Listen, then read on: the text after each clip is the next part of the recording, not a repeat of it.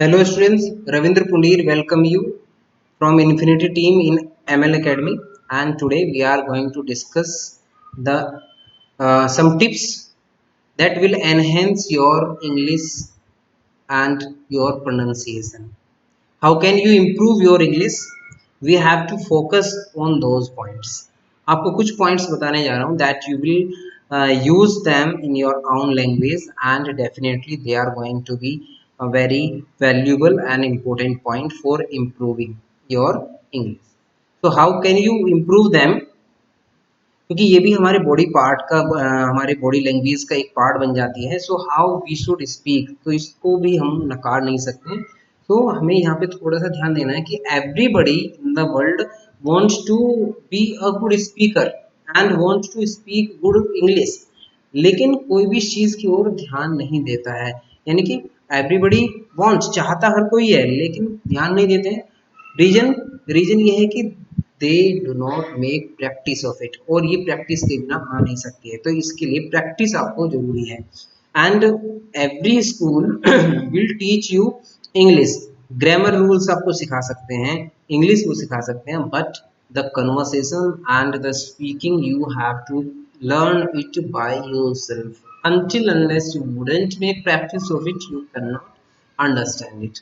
You cannot speak it. So you have to be habitual of it. इसके लिए आपको habitual होना पड़ेगा, because English has become very important part of our today's life. अब से आप 20-30 years ago चले जाइए तो then there was no too much craze for it, and now in today's era in every field the person, if the person knows English very well, then he is um, thought that he is very intelligent and he is literate.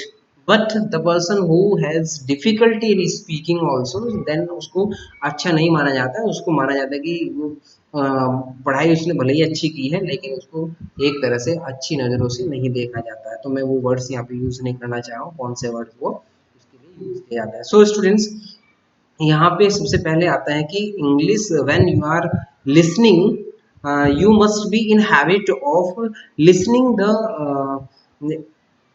audios in English.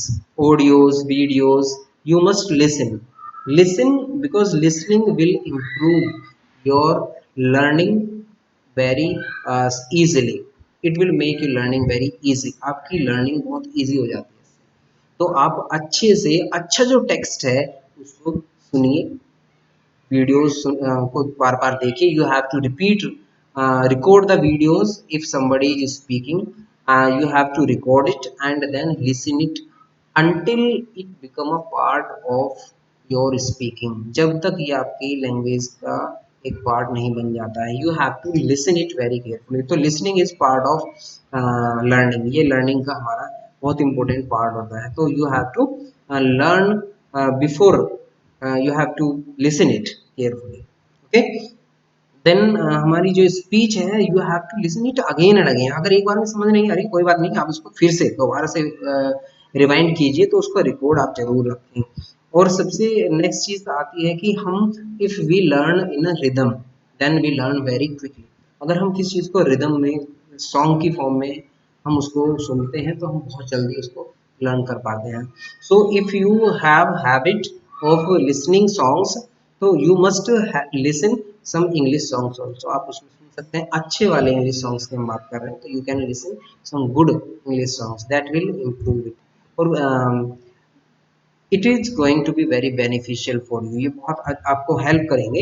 And next आता है कि imitation. Imitation means imitate.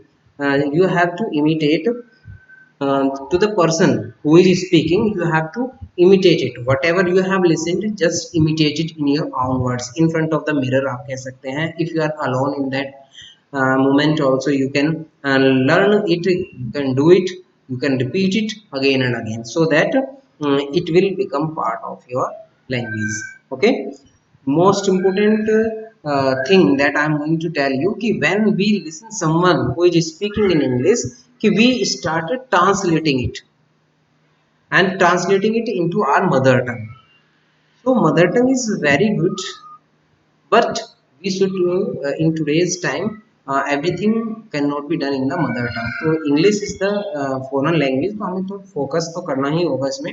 तो यहाँ पे क्या करने की जरूरत है कि हमें उसको बार बार सुनने की जरूरत है, उसको फिर इमिटेट करने की जरूरत है, उसको रिपीट करने की जरूरत है, क्योंकि इमिटेशन से बहुत जल्दी हम सीख सकते हैं। नेक्स्ट वन इज की करेक्टनेस। करेक्टनेस मीन्स आपने सुना होगा कोई भी बोलता है कि when you are speaking English there are no rules of speaking, speaking के कोई रूल नहीं होते हैं, तो this is wrong. If you will speak proper language, if you would not make any mistake, then you will be known as a good speaker. So you have to avoid the correct you mistakes and speak correctly. और ये कब हो सकता है कि when we learn the grammar also, grammar पे भी focus करने की जरूरत है। कहते हैं ना कि ग्रामर के रूल्स को पढ़ने की जरूरत नहीं है, इंग्लिश इसी तरह से हो जाएगी, नहीं, you must know the grammar also, otherwise the people will laugh on you, नहीं तो लोग आपके ऊपर हंसेंगे। ओके स्टूडेंट्स, तो यहाँ पे सबसे मैंडेटरी बन जाता है कि make practice of speaking and grammar also, इनकी भी आपको प्रैक्टिस होनी चाहिए। बिकॉज लिसनिंग एंड रीडिंग, और दूसरी चीज आती है कि रीडिंग। रीडिंग जो है आपका, रीडिंग आपको करना है, whether you read newspapers, you like, if you like novels also, so you can read novels also, some stories also, story books आती हैं तो you can read stories also। तो इस तरह की मीन्स इंग्लिश टेक्स्ट आपको पढ़ना है।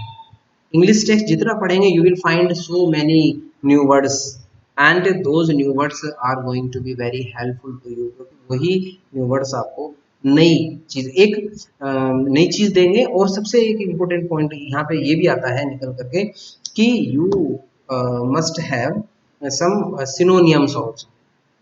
एक बात को कहने के आपके पास में सिनोनियम्स होने चाहिए, एक वर्ड को हम यूज कर रहे हैं उसके लिए सिनोनियम। और ये कब आ सकते हैं? If you will read different type of articles, अलग अलग चीजें आप पढ़ते हैं, स्टेप्स आपको अलग अलग स्टेप से होकर के जाना पड़ेगा, चाहे जिसमें भी आपका इंटरेस्ट है। अगर आप मूवीज देखते हैं तो वहाँ पे अच्छी वाली, हम इंग्लिश मूवीज की बात कर रहे हैं, इंग्लिश मूवीज देखिए आप वहाँ पे, ठीक है। अगर आप नॉवेल्स पढ़ने में इंटरेस्टेड है, नॉवल पढ़िए, बुक पढ़ने में इंटरेस्टेड है, बुक पढ़िए।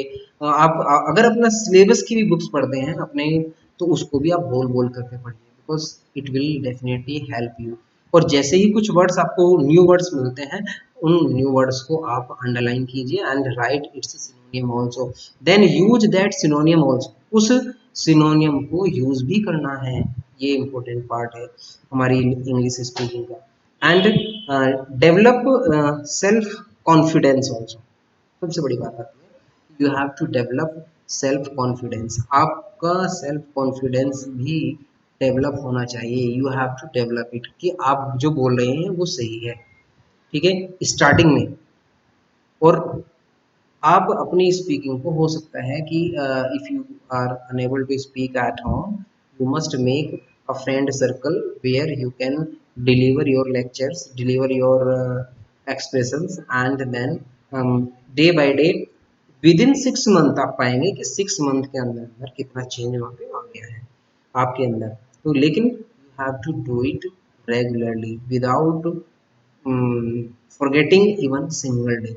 आप ये समझ लीजिए कि जस्ट लाइक कि ये समझ लीजिए कि आप अगर आज आपने स्पीकिंग नहीं की है, तो ये मानो कि आज आपने कुछ किया नहीं है, something you are forgetting from today's part. तो you have to speak regularly, daily आपको बोलना है। और 6 मंथ तक अगर आप ये ऐसा कर लेते हैं, आप देखिए कि आप अपने आप को दूसरों से कितना डिफरेंट पाएंगे।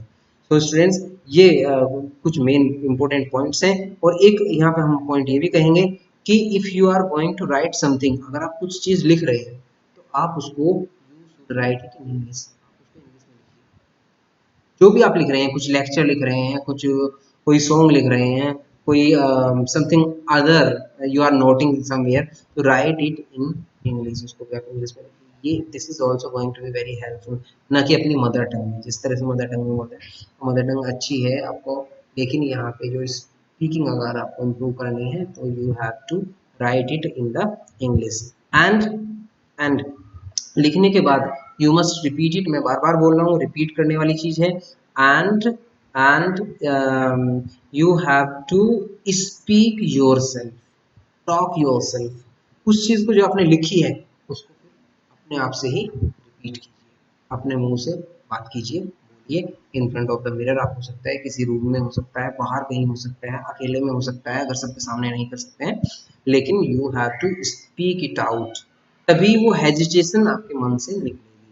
ठीक है। और यहाँ पे ये ध्यान रखिएगा कि जितने भी सेंटेंसेस हैं वो they should be grammatically correct.